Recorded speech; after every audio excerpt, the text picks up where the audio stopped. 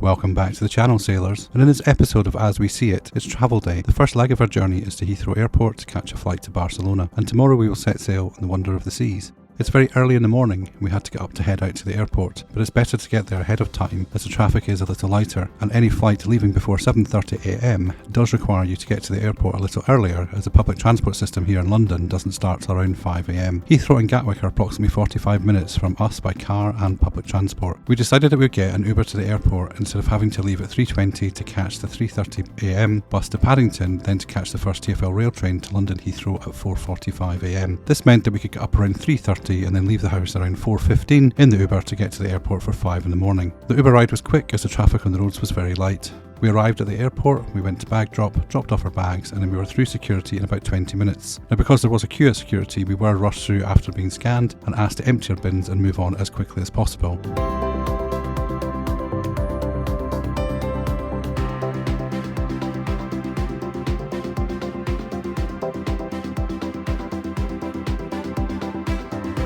It was in time for us to head to the lounge. When we got to the lounge, Paul realised that he didn't have his Apple Watch. He checked his bag for it in case he put it in there before going through security. He hadn't, so off he went back to security to find it, as it was showing on his phone as being in that area. He asked when he got there, but he couldn't find it. He had a look around in that area, but he still couldn't find it. I had stayed in the lounge with our bags and had some breakfast. When he got back, he had something to eat, and then it seemed to be time to go to the gate for our flight to Barcelona.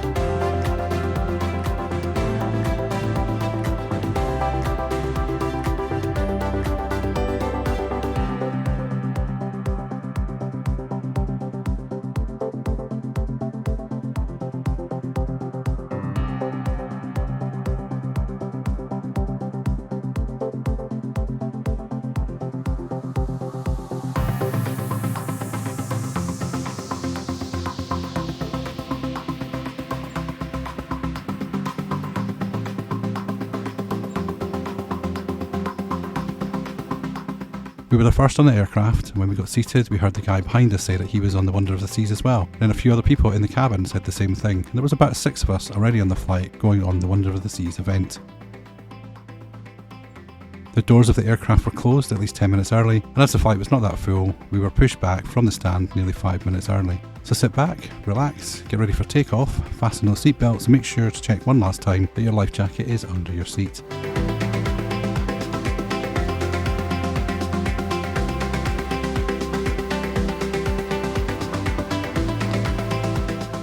We had a female captain on our flight, which was awesome, and not usual for British Airways. Maybe it is usual, but we don't tend to fly with them. We took off and then breakfast was served. I went for the full English, as I remember the frittata the last time had mushrooms in it and it wasn't that edible, and I didn't want the continental breakfast. I ate the sausage and bacon and had a little bit of scrambled egg. Paul wanted my mushrooms and tomato, and then he ate the rest of my eggs as well. I had eaten in the lounge while he was off on his watch hunt, so I didn't really need that much to eat, but he did. For the rest of the flight, I dozed off, having had quite a bad night's sleep the night before, and the flight was over before it started.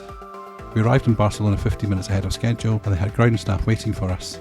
We exited the aircraft and we headed down the hall to do the immigration desk, which was like a very large line, like a new ride had opened at Walt Disney World at Universal Studios. We got through about 15 minutes later, but still had to do the next bit, which due to the pandemic is the clearance to get into Spain and the passenger locator form. This was then scanned, and then we were allowed to go and get our baggage. It took over 1 hour and 15 minutes after the flight had landed for us to actually leave the baggage hall. We were both so desperate for the toilet, we had to make a quick stop in the airport terminal, and it was time to head over to the metro station to get a train into Barcelona and onwards to our hotel.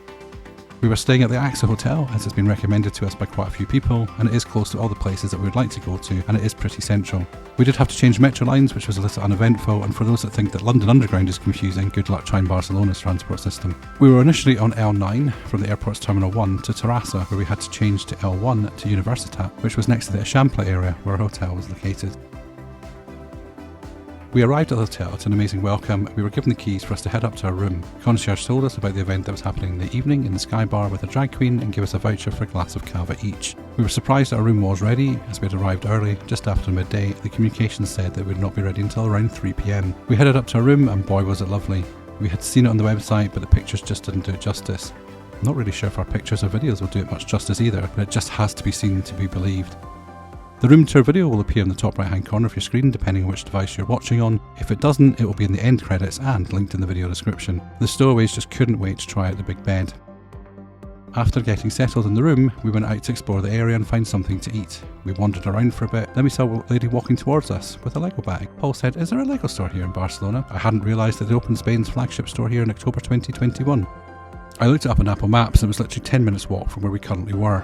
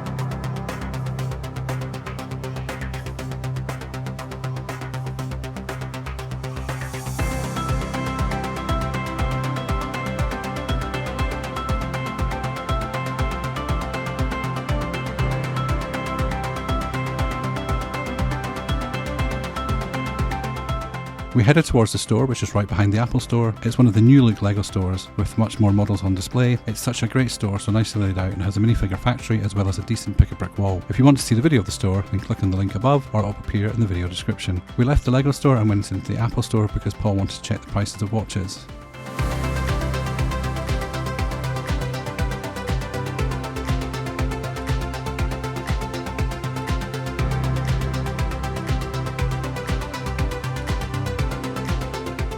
We then left and went in search of food. We just wanted something fast as the weather was nice out, and we thought if we got something quick we could then head back to the hotel, sat out in the Sky Garden to catch some rays. We found a KFC and decided that we wanted some chicken. I know, not very Spanish, and we had seen some lovely pastries on the way, so we said, oh, we'll get one of those on the way back. We haven't been to KFC in a long time because the last few times we went to the ones in the UK, it's always been just lukewarm. It was the same here in Spain.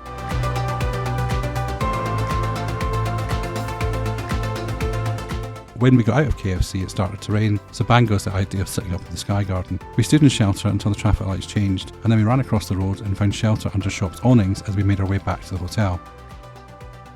On the way, we visited a nice pastry shop and got some lovely cakes to take back. I had a chocolate ring donut and an apple slice, and Paul had a chocolate cake and an apple slice.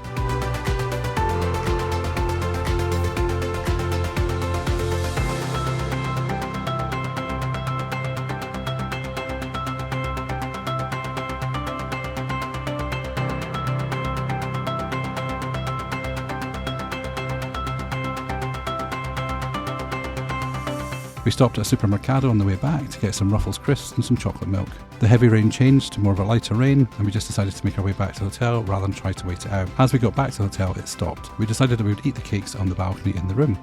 We sat and had cake and did some work for the rest of the afternoon, and then it was time to get changed and explore the Barcelona night flight, so we will pick you up a little bit later.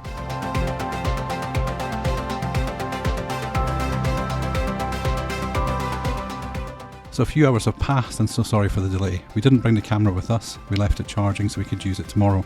We were quite hungry and it was late, and we couldn't find many places that were still open to grab something to eat. We ended up in Barcelona's Burger World. Paul had a Californian chicken burger, and I had the Chicago burger because it had onion rings on top. After our food, we headed back to the hotel for a well-earned rest. I was pretty tired and I hadn't slept well the night before, and the travel and time just to get through immigration made me feel exhausted. So we're going to bid you a good night, and we'll pick you up again in the morning.